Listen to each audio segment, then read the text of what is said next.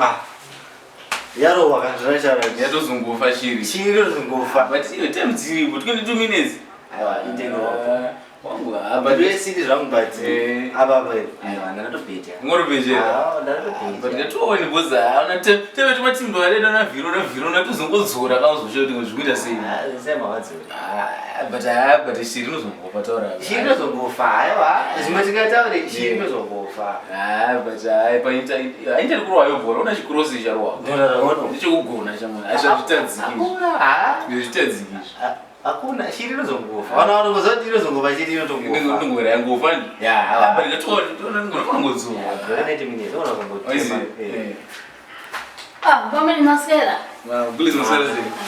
Ko mutombotsva gobasa mungona bhora muchatombozi kana mbotsva gobasa inda.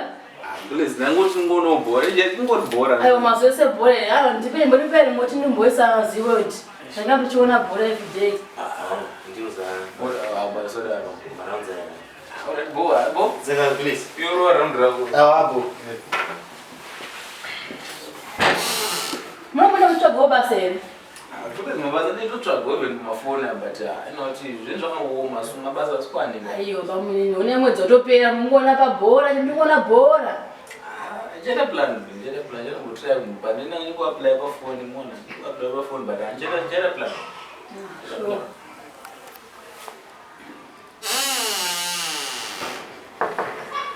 Tim. Plus 7. boy. Fonda moyo. Tropical rainfall. Nigezi. Mali. Pako idori good. Mantombora muzivo zvako hapana. Ndiwe baby. Hakuliza. Ndiwe. Apa mwangu kuchinjona sada mburambonosi yoti. Kamsina ndakatokudza sabati kana bhora chiri kuitwa. Ndinatongona muzivo. Ndimitaika makapiwa tablespoon.